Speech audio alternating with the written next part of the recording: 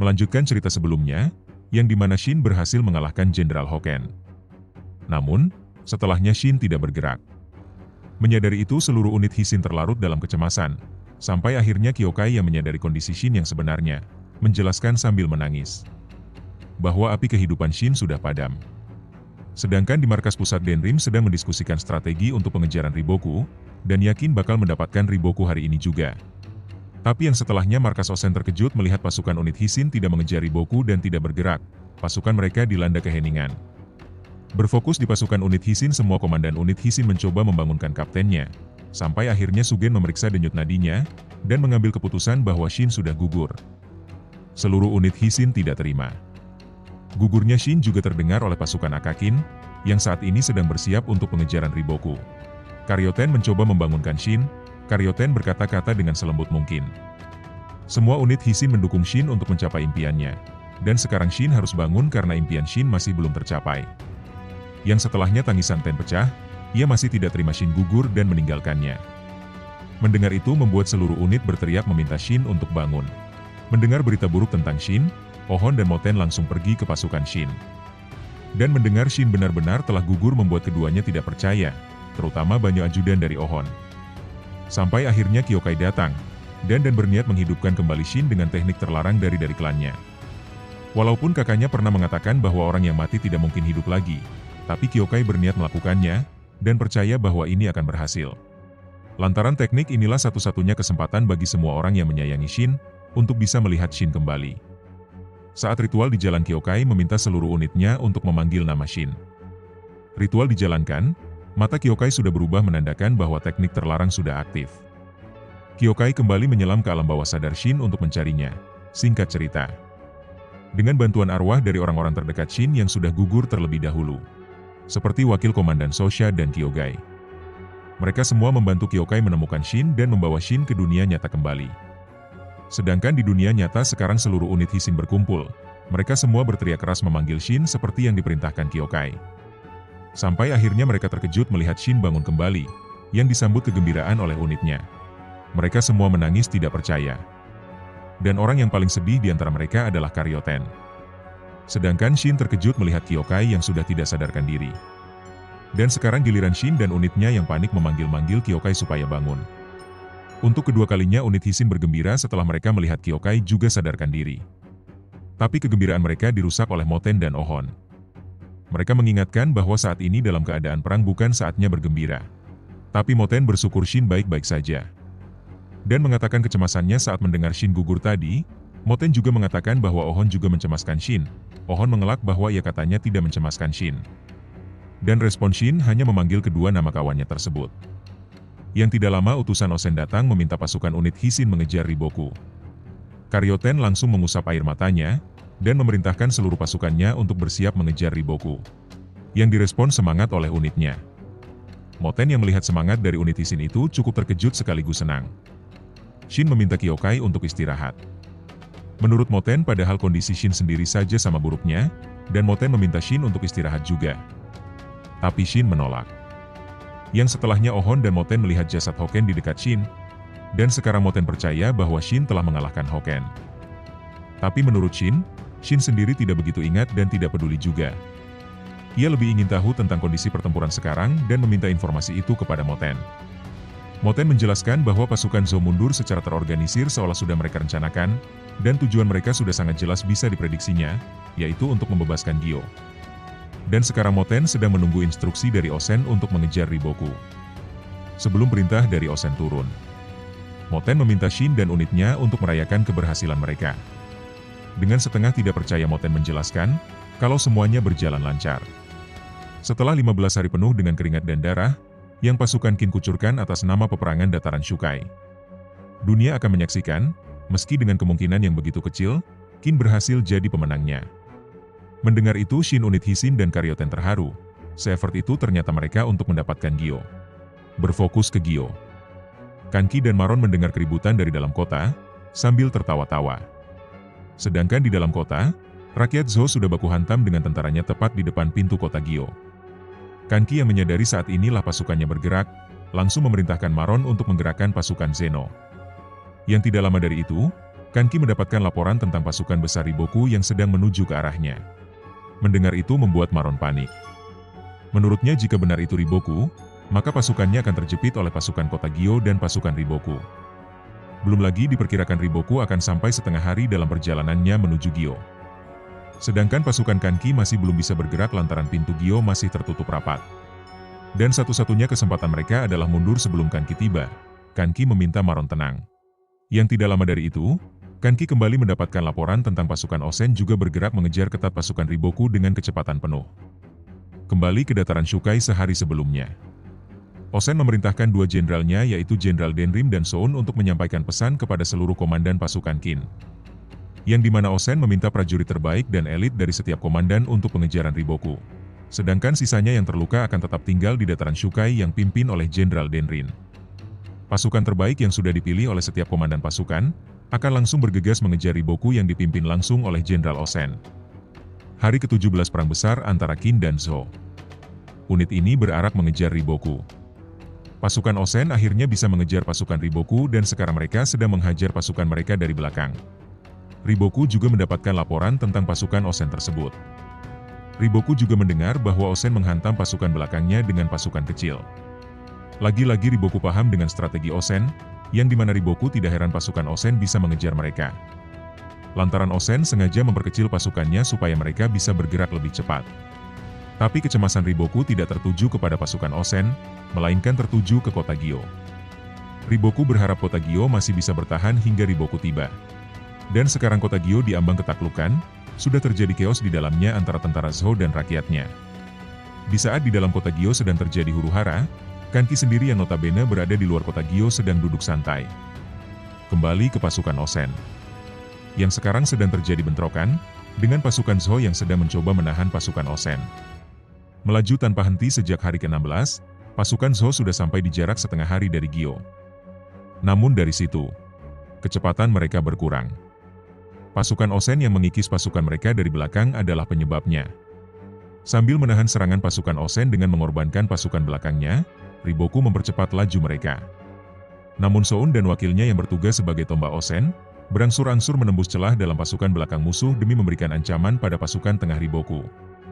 Guna menghadapi mereka Riboku terpaksa harus berhenti. Memang, sebesar apapun pasukannya dia takkan bisa mengalahkan Kanki sesampainya di Gyo, jika pasukannya jatuh korban terlalu besar. Pasukan Riboku langsung balik arah untuk mengepung unit Soun dan mereka yang sudah masuk terlalu dalam. Gerak cepat dari Moten dan Ohon menyadari serangan balik dari Riboku tersebut, dengan memerintahkan pasukannya untuk segera mundur. Kecuali pasukan unit Hisin yang gagal mundur gara-gara ahli strategi mereka mungkin sedang melamun. Yang akhirnya mereka terjebak di dalam kepungan Riboku. Dikatakan prajurit Osen yang terjebak di dalam kepungan Riboku langsung terbantai tanpa jeda, kecuali pasukan unit Hisin. Mereka masih bisa mempertahankan pasukannya dan membantai balik musuhnya, karena pasukan unit Hisin saat ini dihuni oleh pasukan elit seluruhnya. Dengan begitu pasukan Osen tidak bisa dibilang sudah menderita korban besar sejauh ini. Sedangkan Osen yang mendengar pasukan elitnya bisa menghindari kepungan Riboku hanya berkata sempurna. Pertempuran kedua kubu terus berulang hingga akhirnya, hari ke-17 tiba tanpa kehadiran Riboku di Gyo. Malam harinya dikala unit Hisin dan pasukan Osen lainnya beristirahat, Riboku menyerang. Menghadapi serangan tak terduga dari Riboku, pasukan Osen segera mundur sehingga membuka jarak cukup jauh. Di sisi lain, satu regu pasukan Riboku tidak ikut serta dalam serangan malam. Diam-diam mereka bergerak menuju Gyo. Hingga akhirnya fajar menyingsing di hari ke-18, Riboku dan regunya akhirnya sampai di Gyo. Riboku dan pasukannya melihat bahwa pintu Gyo masih tertutup rapat dan belum jatuh ke tangan Kanki. Para pengawal Riboku meminta Riboku untuk membuat serangan kejutan kepada Kanki. Dan alasan mereka, lantaran menurut mereka Kanki masihlah belum tahu dengan kedatangannya. Tapi tidak lama dari itu pasukan terkuat Kanki muncul. Yang dipimpin Zeno dan Raido, mengejutkan pasukan Riboku. Raido menyadari kondisi Riboku, sesuai prediksi Kanki bahwa saat ini Riboku dan pasukan pasti sudah kelelahan. Melihat pasukan Kanki di depannya, Riboku langsung memerintahkan pasukannya untuk langsung menghantam pasukan Kanki. Sedangkan Kanki sendiri yang menyaksikan pertempuran itu, bersantai-santai di kursi kesayangannya sambil tertawa-tawa. Berfokus di pasukan Osen. Osen mendapatkan laporan pasukan lawannya memutuskan untuk tidak lagi melayani pasukan Osen, dan lebih memilih pergi menyusul pasukan Riboku. Osen juga mendapatkan informasi tentang Riboku sudah sampai di Gyo dan sedang bertempur dengan Kanki. Menurut pengawal Osen mereka harus segera menyusul Riboku. Tapi respon tak terduga datang dari Osen malah meminta pasukannya untuk santai. Menurut Osen, dengan pasukan yang selemah ini, bahkan seorang Riboku pun takkan bisa mengalahkan pasukan Kanki. Dan alasannya karena Riboku sudah kalah di awal maka akan kalah seluruhnya. Dan Osen pun bertanya kepada pasukannya, alasan Riboku kalah di dataran Shukai. Jelas menurut pengawalnya lantaran Osen melebihi Riboku. Dan menurut Osen itu salah, di mata Osen taktiknya hampir seimbang, tidak ada lebih bertalenta di antara keduanya. Justru Osen sebaliknya yang lebih dulu kehilangan 2 jenderalnya merupakan sebuah keunggulan buat Riboku. Osen mengakui bahwa Riboku lebih cekatan dari Osen sendiri. Dan alasan Riboku kalah adalah karena senjata muda Osen, yaitu Ohon, Moten, dan Shin. Di saat Osen kehilangan 2 jenderal andalannya, ketiga senjata muda Osen bisa mengambil alih semuanya, di mana yang seharusnya kekuatan Osen melemah. Mereka bertiga sebaliknya, justru menunjukkan kegigihan dan talenta mereka. Cara bertempur ketiganya dengan jelas merusak gambaran pertempuran yang sudah diperkirakan Riboku. Fakta bahwa pasukan kerajaan di Kantan tidak bergerak dan Riboku tidak bisa memanfaatkan keunggulan berada di kandangnya itu, juga menjadi salah satu faktor. Tapi yang jelas senjata muda Osenlah penyebab utama hasil pertempuran di dataran Shukai ini. Kembali ke Gyo. Di saat pasukan Kanki yang dipimpin Zeno dan Rido menghantam pasukan Riboku di garis depan. Tidak lama dari itu akhirnya, kota Gyo benar-benar jebol dari dalam. Dan penaklukan Gyo ini juga akan menjadi penentu kemenangan. Riboku dan pasukannya yang melihat pintu kota Gyo perlahan terbuka hanya bisa pasrah. Sedangkan pasukan Kanki yang melihat rakyat Zhou berbondong-bondong keluar kota, membuat mereka kegirangan lantaran mereka tidak usah repot-repot memanjat tembok kota untuk menaklukkannya. Toh rakyat Zhou sendiri yang membukanya dengan sukarela. Sedangkan Maron merasa bersyukur bisa memenangkan adu ketahanan perut. Lantaran menurutnya kalau soal perut pasukan Kanki payah. Komandan Kanki lainnya meminta pasukannya untuk bersiap menyerbu begitu iring-iringan rakyat Zhou mereda. Sedangkan pasukan Zhou yang berada di dalam kota, mereka berencana mengeluarkan seluruh rakyat Zhou dan mengunci kembali setelah rakyatnya keluar kota. Namun berita buruknya, penggerak gerbang Gyo dirusak massa sehingga membutuhkan waktu yang sedikit lama untuk memperbaikinya. Untuk berjaga-jaga dari pasukan Kanki, pasukan Zhou diperintahkan untuk membuat barikade dan mempersiapkan pasukan pemanah. Tapi sayangnya terlambat, pasukan Zeno sudah kandung merangsek masuk ke kota Gyo, dan sekarang tepat berada di depan para tentara Zhou. Dan pertempuran dimulai, pasukan Zeno langsung membersihkan pasukan Zhou di area tersebut. Sedangkan di luar kota, komandan Kanki lainnya berserta Raido jengkel dengan ulah dari Zeno. Lantaran pasukan Zeno diperintahkan Kanki untuk menghajar pasukan Riboku di depan bersama Raido, bisa-bisanya Zeno merebut serangan pertama ke kota Gyo. Tapi walaupun begitu, amukan klan Zeno di dalam kota menimbulkan kekacauan tentara pertahanan musuh, membuat tim lainnya berhasil merebut gerbang lain dengan mudah.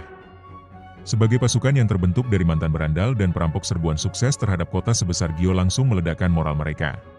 Takkan ada yang bisa menghentikan mereka menjarah hunian bangsawan menimbun harta. Sementara itu, Riboku dan pasukannya hanya bisa menyaksikan dari luar selagi pasukan Kanki berbondong-bondong memasuki Gyo. Mereka tak lagi punya tenaga untuk menembus pasukan Raido di depan mereka untuk menyelamatkan Gyo.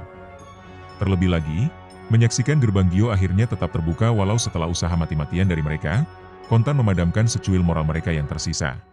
Di dalam Gyo, wali kota Gyo mengakhiri hidupnya sebagai bentuk pertanggungjawaban atas semua yang terjadi di kotanya. Sedangkan Kanki mendapatkan laporan tentang mundurnya pasukan Riboku. Mendengar itu Kanki tidak terkejut seolah mengetahui apa yang direncanakan Riboku, dan konsekuen apa yang akan diterima pasukan Ki nantinya. Riboku menarik mundur seluruh pasukan yang bentrok dengan pasukan Kanki, bersama dengan para pengungsi yang saat ini berbondong-bondong meninggalkan kota. Dengan kata lain, mulai sekarang Gyo sudah benar-benar jatuh ke tangan penjajah. Dan pasukan Osen akhirnya sampai di kota Gyo. Shin yang melihat panji-panji Qin berkibar di atas kota Gyo, terkejut tidak percaya sampai tidak bisa berkata apa-apa. Sedangkan Osen sendiri menemui Kanki. Di tengah kesantaiannya, Kanki sedikit protes lantaran Osen sedikit lebih lama. Osen mengiyakan. Sesuai prediksi Osen, Riboku bukan lawan yang mudah. Yang setelahnya Osen meminta izin untuk masuk ke dalam kota. Dan Kanki mempersilahkan. Tapi menurut Kanki bahwa apa yang mereka butuhkan saat ini tidak banyak di dalam kota. Osen membenarkan dan alasan itu juga Riboku meninggal kota. Kembali ke unit Hisin, mereka merayakan keberhasilan mereka merebut Gyo. Walaupun Kanki yang melakukannya, tapi menurut komandan unit Hisin, jelas itu juga berkat kemenangan mereka di dataran Shukai. Dan lagi-lagi euforia mereka dirusak oleh Ohon. Menurut Ohon kalau Ohon jadi Shin tidak akan senang dulu. Dan perkataan Ohon itu menjadi sebuah pertanyaan besar bagi unit Hisin terutama kapten mereka Shin. Akhirnya Moten menjelaskan bahwa Ohon mendapatkan informasi dari perwira Osen, bahwa Gyo bisa takluk dari dalam karena kehabisan makanan. Yang artinya meski pasukan Qin masuk ke kota Gyo sekarang hampir tidak ada makanan yang bisa didapat. Sehingga membuat unit Hisin terkejut mendengarnya. Moten juga menebak bahwa itu adalah ulah Osen, dan lagi-lagi perkataan Moten tersebut menjadi pertanyaan berikutnya untuk Shin dan yang lainnya. Ohon menambahkan dan alasan itu juga yang membuat Riboku segera menarik mundur pasukannya, dengan tujuan Riboku berniat mengurung pasukan musuhnya di dalam kota Gyo sampai mati kelaparan. Karyoten yang terkejut mencoba berpikir, menurutnya seharusnya Osen sudah tahu kalau ini akan terjadi, dan yakin Osen pasti sudah punya rencana. Dan perkataan Karyoten itu juga yang diharapkan Ohon dan Moten. Tapi pada kenyataannya, sekeras apapun keduanya berpikir, keduanya tidak bisa menemukan cara untuk mendapatkan banyak makanan untuk seluruh pasukan Qin, selagi terisolasi jauh di wilayah musuh. Namun dikatakan, Osen memang punya cara untuk mengatasi krisis pangan ini. Dan cara itu begitu mencengangkan. Akhirnya pasukan Qin yang sebelumnya ditinggal di dataran Shukai sekarang sudah tiba di kota Gyo. Dan mereka begitu terkejut tidak percaya bahwa Gyo telah jatuh ke tangan pasukan Osen. Terutama pasukan unit Hisin, yang langsung disambut oleh kapten mereka dan beberapa komandannya. Bihei mengeluhkan lapar, mereka jalan kaki dari dataran Shukai ke Gyo lantaran kuda mereka habis dijadikan pengganjal perut mereka. Shin mengerti, yang Shin khawatirkan saat ini adalah Kyokai. Setelah mengetahui Kyokai baik-baik saja membuat Shin lega. Tapi mengenai masalah perut pasukannya membuat Shin dan para komandannya sedikit tidak enak mengatakan kebenarannya. Akhirnya mereka mengatakan bahwa di kota Gyo mereka tidak mendapatkan apa-apa. Sehingga membuat Bihei dan lainnya terkejut. Sekarang Osen dan Kanki sedang rapat tentang masalah yang pasukannya hadapi. Maron melaporkan bahwa pasukannya tidak menemukan banyak makanan di dalam kota. Son menyadari bahwa akhirnya rencana hama belalang yang bagai pisau bermata dua menampakkan resikonya, dan itu menjelaskan kenapa Riboku menahan diri untuk menyerang pasukannya di perjalanan. Dan Maron juga melaporkan bahwa makanan mereka tidak akan cukup untuk semua pasukannya, bahkan untuk 1 hari ini saja. Dan makanan untuk perwira Maron melaporkan, hanya cukup untuk 2 hari. Menurut Maron, 2 hari juga menjadi batas pasukannya menahan lapar. Setelah itu, berdiri pun mereka akan kesulitan apalagi bertempur. Jika saat itu Riboku menyerang, Maron yakin Tenbok Gyo pun tidak akan bisa menahannya. Jadi hanya itu waktu untuk mencari suplai dari luar. Tapi yang jadi masalahnya Riboku tidak akan tinggal diam. Dan benar saja di luar kota Gyo, Riboku mengawasi. Yang tidak lama dari itu Riboku mendapatkan laporan bahwa pasukan Tori yang diperintahkan Riboku sudah sampai di lokasi penunjukan. Yang dimana dengan adanya pasukan Tori tersebut membuat pasukan Yotanwa yang berada di Ryo-Ryo terisolasi, dan tidak bisa mengirimkan bantuan. Dan itu sesuai dengan strategi Riboku. Menurut Riboku satu-satunya Osen mendapatkan suplai yaitu dari kampung halamannya sendiri. Yang dimana kalau Qin ingin mengirimkan suplai harus melewati Retsubi. Berfokus ke Kanyo ibu kota Qin. Raja Qin beserta para pejabatnya digemparkan dengan laporan keberhasilan pasukan mereka merebut kota besar Gyo. Di tengah euforia keberhasilan mereka, Raja Qin meminta para pejabatnya untuk menunda kebahagiaan mereka, lantaran Raja masih risau dengan suplai makanan pasukannya. Raja sadar betul berada di wilayah musuh resiko kelaparan menghantui mereka.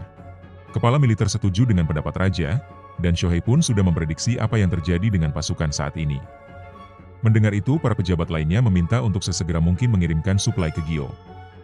Dan di luar dugaan, sebelum mendapatkan laporan kemenangan mereka, Shohei sudah terlebih dahulu memberangkatkan pasukan suplai, yang dipimpin oleh Komandan Kaiko. Dan sekarang sudah sampai di depan gerbang Retsubi. Dan pasukan Kaiko sudah disambut oleh 100.000 pasukan So, sedangkan Kaiko sendiri hanya membawa 10.000 pasukan.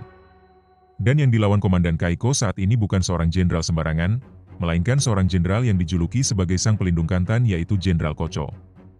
Dan yang menggerus pasukan Kaiko bukan berasal dari pasukan Kocho, melainkan serangan kejutan dari samping dan belakang pasukan Kaiko. Dan itu adalah pasukan Jenderal Shisui yang mengincar suplai makanan Qin. Shisui membakar suplai yang dibawa pasukan Kaiko, tapi respon Komandan Kaiko hanya tersenyum melihat itu. Usut punya usut ternyata semua suplai yang dibawa pasukan Kaiko merupakan suplai palsu. Kaiko langsung menarik mundur seluruh pasukannya demi meminimalisir korban. Selain itu suplai yang asli menggunakan jalur perairan Sungai Kuning. Kembali ke Kanyo. Shohei mendapatkan laporan bahwa suplai di perairan Sungai Kuning sudah melewati Retsubi. dan sekarang sedang memasuki wilayah Zhou. Tapi ternyata strategi Shohei tersebut tidak luput dari mata Riboku, dan sekarang suplai makanan pasukan Qin ditenggelamkan seluruhnya di Sungai Kuning.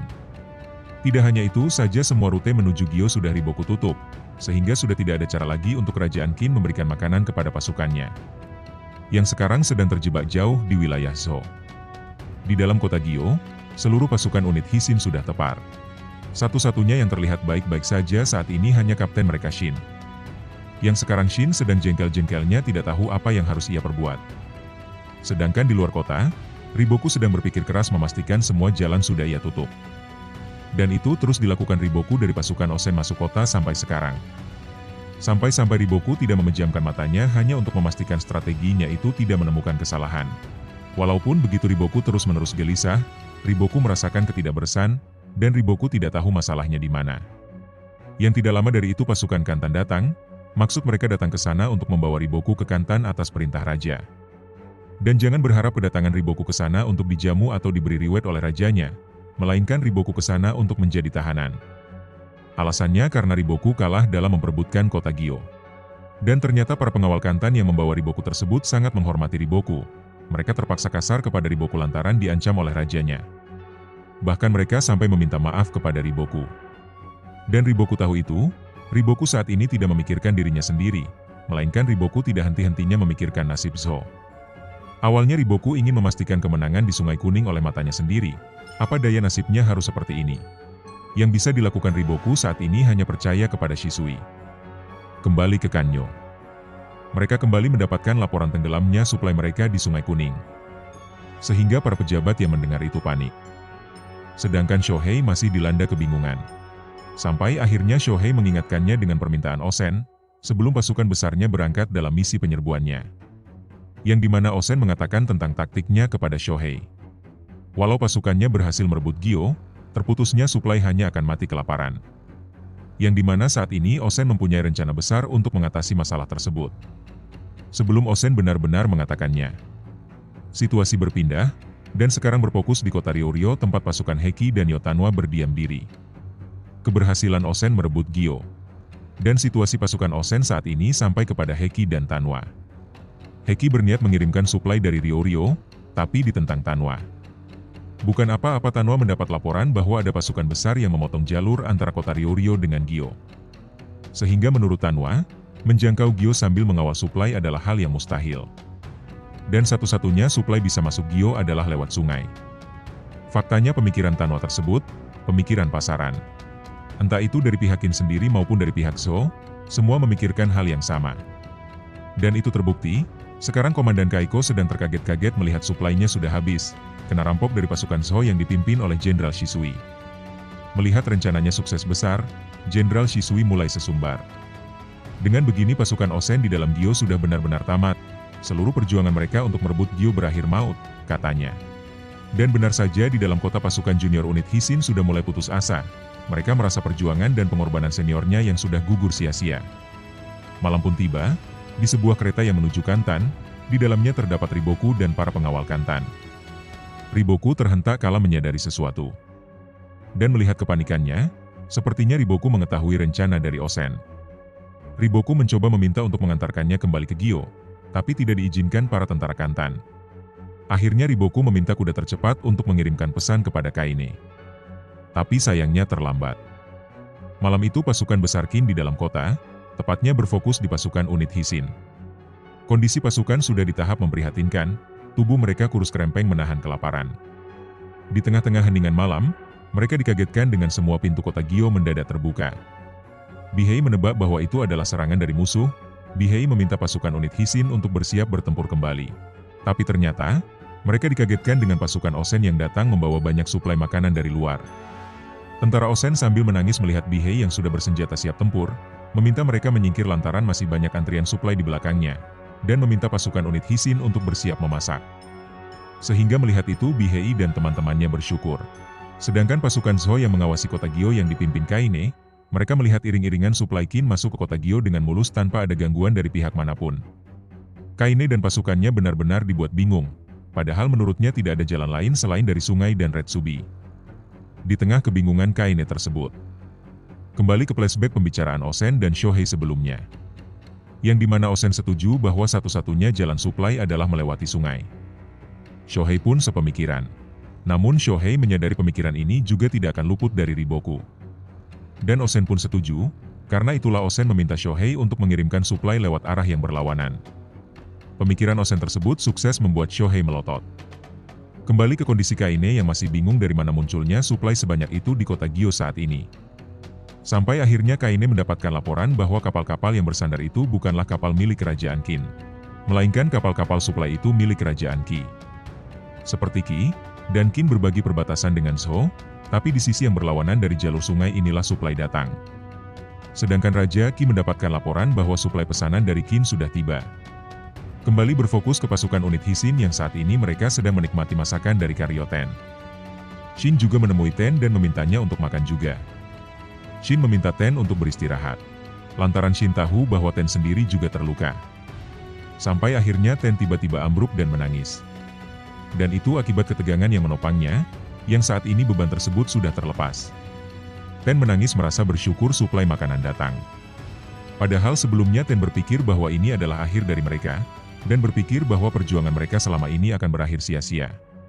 Sambil tersenyum Shin setuju dengan pemikiran Ten, dan mengumpati Jenderal Osen. Seharusnya kalau punya rencana, setidaknya Osen memberikan kode supaya pasukannya tidak dibuat khawatir. Menurut Shin, apa yang terjadi sekarang sesuai dengan prediksi Moten, yang sebelumnya mengatakan kalau Jenderal Osen pasti sudah mengatur segalanya sebelum pasukannya meninggalkan ibu kota. Jujur saat itu Shin tidak mengerti apa yang dibicarakan Moten. Tapi yang jelas saat ini pasukannya sudah mendapatkan suplai yang cukup untuk setengah tahun lebih. Dengan begitu, selama perut mereka terisi tidak ada yang bisa dilakukan. Belum lagi sekarang mereka mempunyai kota yang sangat kokoh yang tidak mungkin jatuh. Kota Gyo ini juga bisa dijadikan basis serangan ke kota di sekitarnya. Yang artinya, mulai dari saat pasukan dijadikan umpan di Bukit Kokuyo, melewati Retsubi dan memasuki jantung Zhou. Lalu pasukan Osen, Kanki dan Yotanwa berpencar menuju medan perang masing-masing. Di ujung jalan yang syarat kebrutalan dan pengorbanan.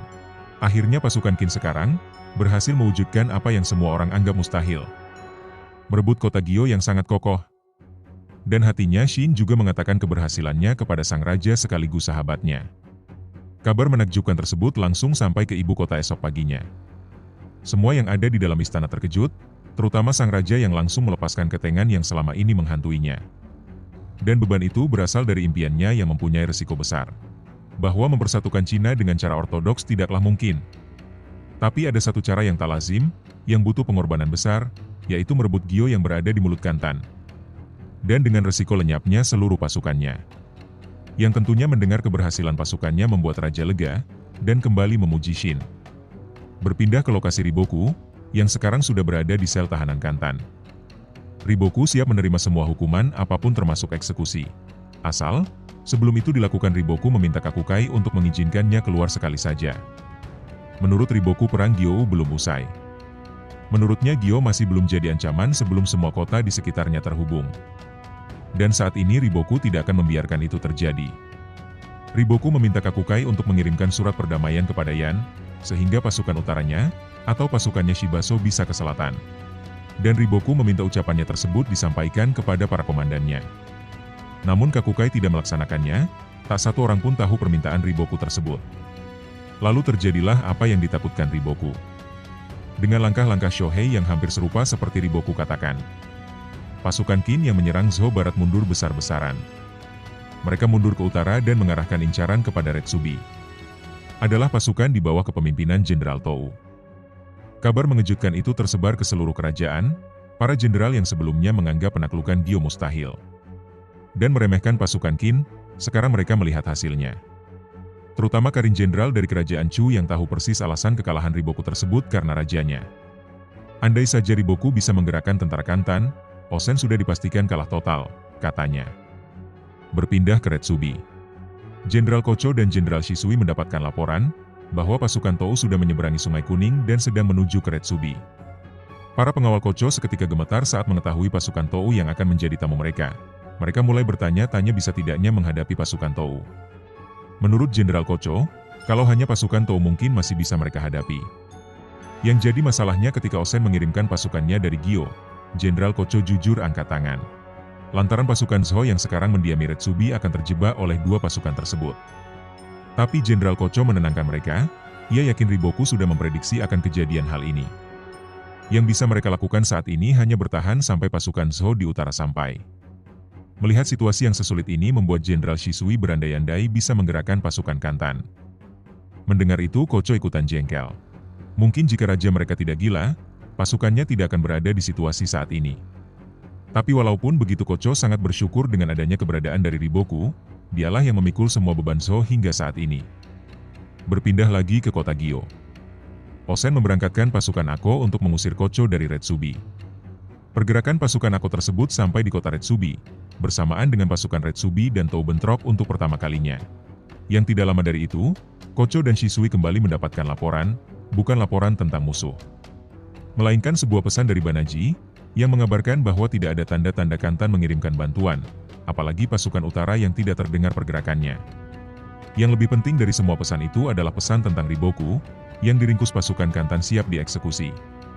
Mendengar itu Shisui langsung ngamuk, benar-benar katanya rajanya tololnya tidak terbatas. Setelah mendapatkan pesan itu, Kocho langsung menginstruksikan seluruh pasukan mundur dan mengalihkan semuanya ke pertahanan yang berada di utara. Dan yang terpenting saat itu mereka harus menyelamatkan Riboku bagaimanapun cara, meskipun itu harus mengkudeta, karena jika mereka kehilangan Riboku sama dengan kehilangan kerajaan Zhou. Di bawah sinyal dari Jenderal Kocho, pasukan Zhou yang menguasai Retsubi mundur, dan berarak menuju Kantan. Sehingga pasukan Tou berhasil merebut Retsubi hanya dengan sedikit bentrokan, dan berhasil mengamankan satu jalan masukin menuju wilayah Zhou. Dengan jatuhnya Retsubi ke dalam kendali mereka, pasukan Tou akan berarak menuju Gyo. Dan bersamaan, Osen juga akan memberangkatkan pasukannya ke Retsubi. Dengan begitu, jalur Retsubi dan Gyo akan terbentuk.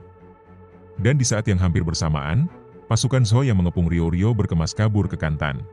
Berkat ini Ryoryo juga bisa mengirimkan pasukannya dan membentuk segitiga antara Retsubi, Ryoryo, dan Gyo. Tak terasa 1 bulan berlangsung, dengan datangnya pasukan baru dari Qin, pasukan lama diizinkan untuk pulang. Dan pada ekspedisi pertukaran ketiga, akhirnya giliran unit Hisin yang bergiliran pulang. Setelah meninggalkan Gyo dan mencapai Retsubi, akhirnya pasukan Shin dan Heki bertemu sejak mereka berpisah di dataran Shukai. 69 hari berlalu, sebelum pertemuan yang dinantikan terjadi. Hingga sesampainya di ibu kota Kanyo, pasukan unit Hisin disambut dengan megah. Sang raja pun menyaksikan kepulangan dari sang pahlawan dari singgasananya. Shogun Kun bertanya-tanya kepada raja, apakah rajanya tidak ingin menemui Shin? Sengaja sang raja tidak menemui Shin hanya untuk memberikan waktu kepada Shin untuk bersantai dengan unitnya. Semua prajurit mendapatkan upah yang setara dengan kontribusi mereka dalam ekspedisi. Namun upacara penghargaan besar masih baru akan dilaksanakan di masa mendatang. Sehingga untuk sekarang mereka diperintahkan untuk bubar. Pasukan unit Hisin yang belum pernah mampir ke rumah Shin, akhirnya mereka memutuskan untuk singgah terlebih dahulu di rumah kapten mereka. Salah satu juniornya berceloteh menebak-nebak kalau rumah Shin pasti besar, mengingat jabatan Shin di pasukan yang seorang komandan 5.000 prajurit. Shin sedikit kikuk menjawabnya, tapi Shin mengatakan bahwa rumahnya masih dalam pembangunan oleh para tukang temannya Denyu. Denyu yang mendengar itu yakin bahwa rumah Shin akan menjadi mahakarya terbaik dari teman-temannya, dan yakin saat ini rumah Shin sudah pasti selesai. Sesampainya di rumah Shin, unit Hisin tampak terkejut melihat rumah kaptennya yang hanya seonggok gubuk kecil. Dan rumahnya tidak tampak ada perubahan sama sekali. Yang berbeda mungkin hanya pintunya saja yang sudah berganti, walaupun begitu sukses membuat Shin bahagia. Namun unitnya, merasa kapten mereka telah ditipu oleh teman-temannya Denyu, dan mereka hanya mengatakan itu dalam hati mereka, tanpa berani mengutarakannya langsung. Tapi Denyu menunjukkan rumah asli dari Shin, menurutnya gubuk itu tidak disentuh sama sekali oleh teman-temannya.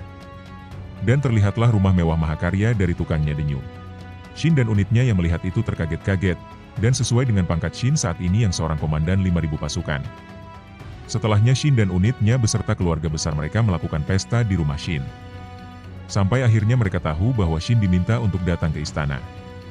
Dengan prestasi Shin saat di dataran Shukai, Ensan yakin bahwa Shin akan segera diangkat menjadi seorang jenderal. Tapi menurut Garo, seberprestasi apapun seorang rakyat biasa takkan mereka anggap, yang Garo tahu bahwa untuk menjadi seorang jenderal itu, kalau tidak anak jenderal ya mantu jenderal. Keesokan harinya Shin menemui Raja bersama Ten. Raja sengaja memanggil Shin lantaran ada masalah tentang pengangkatan Shin menjadi seorang jenderal, yaitu Shin diharuskan memberikan nama keluarga Shin. Dan ternyata situasi saat ini pernah dialami Pio. Raja mengatakan bahwa saat itu Pio menggunakan nama keluarga Ri di depan namanya. Akhirnya Shin juga menggunakan nama keluarga yang dipakai Pio. Yang akhirnya sekarang nama Shin agak sedikit panjang, dan namanya sekarang adalah Ri Shin. Dikatakan nama tersebut, nama yang akan terus menggaung lebih dari 2000 tahun setelah kematiannya. Peran dan prestasinya akan menjadi topik pembelajaran bagi generasi mendatang. Singkat cerita, akhirnya tiba di hari upacara penganugerahan. Shin datang ke istana kerajaan dengan pakaian yang apa adanya. Shin juga sempat ditemui raja, dan memberikan selamat tidak resminya kepada Shin atas semua pencapaiannya. Yap, setelah Shin nanti menjadi seorang jenderal, tinggal selangkah lagi bagi Shin untuk naik ke puncak menjadi seorang jenderal besar yang merupakan impiannya. Di dalam istana, sang raja memberikan penghargaan atas prajurit-prajuritnya yang berprestasi. Karena kurang bijak jika memanggil ketiga komandan dan meninggalkan pos mereka sekaligus, hanya Komandan Osen yang kembali untuk menerima penghargaan Abdi Teladan tertinggi tingkat 1. Yotanwa dan Kanki juga menerima penghargaan yang setara. Baijo dan Maron dikirim pulang untuk mewakili mereka. Lalu Ohon dari unit Gyokoho, Moten dari Gakuka dan Rishin dari unit Hisin, ketiganya dipanggil ke depan. Ada beberapa anggota prajurit unit Hisin yang diizinkan masuk ke dalam kanyo. Mata mereka terpaku pada sederet perantara yang berujung pada Karyoten di luar aula. Dan Ten saat ini sedang mengintip pembawa acara membacakan sambutan kepada prajurit berprestasi, yang kebetulan saat ini giliran Moten. Pembawa acara menyebutkan prestasi Moten. Dikatakan, meski hanya 5.000 prajurit, Moten mampu memimpin 20.000 prajurit untuk menyelamatkan sayap kiri dari pembantaian. Selanjutnya Moten bertempur imbang melawan 30.000 prajurit Zhou yang dipimpin Kisui. Prestasinya mungkin tidak terlalu cemerlang, tapi tak diragukan lagi bahwa usaha Moten dan sayap kiri adalah salah satu kunci kemenangan pasukan Qin di dataran Shukai. Berkat prestasinya itu dengan segala hormat, Moten dianugerahi penghargaan Abdi Teladan tingkat 1. Selanjutnya giliran Ohon, dikatakan sebagai komandan 5.000 prajurit. Ohon dan unit Gyokoho mampu mengoyak pasukan musuh meski terpisah dari pasukannya. Dan saat aku komandan sayap kanan lepas tugas, dia mampu megang komandan seluruh pasukan. Bukan cuma itu, dengan tangannya sendiri Ohon menghabisi Jenderal Gyeon, yang disebut sebagai komandan Zhou terkuat. Dan dengan segala kehormatan, Ohon pantas mendapatkan penghargaan Abdi Teladan tingkat 1. Dan yang terakhir Shin, tapi jelas bukan yang terburuk. Rishin dari unit Hisin. Sebagai komandan 5.000 prajurit, usahanya di sayap kanan tidak kalah dari Ohon. Dikatakan, mereka berdua merupakan jangkar di tengah badai. Shin telah mengakhiri Gakuei sebagai salah satu komandan Zhou tertangguh, yang telah menghantui Qin sejak di Kokuyo. Chogaryurekan Gyeon juga takluk olehnya. Dan bukan itu saja, sebagai puncak dari prestasinya. Pembawa acara meneteskan air matanya tidak sanggup membacakan puncak prestasi dari Shin. Sampai akhirnya ia mengatakan bahwa Shin telah mengakhiri Jenderal Tiga Langit Agung Zhou, Hoken. Musuh bebuyutan Qin yang telah menghabisi Jenderal Besar Oki, Jenderal Dukyo, dan bahkan Jenderal Besar Kyou di masa silam. Telah dihabisi oleh tangannya sendiri. Pembawa acara meminta undangan yang hadir di istana untuk menyaksikan bahwa mulai hari ini, ketiga pemuda di hadapan mereka diangkat menjadi jenderal. Yang disambut oleh seluruh hadirin, terutama unit Hisin yang mendapat informasi penting itu dari Karyoten, tampak menangis haru. Dan sekarang Shin, Moten, Ohon. Ketiganya sekarang resmi menjadi seorang jenderal. Dan itulah akhir dari pertempuran Osen versus Riboku di dataran Shukai ini.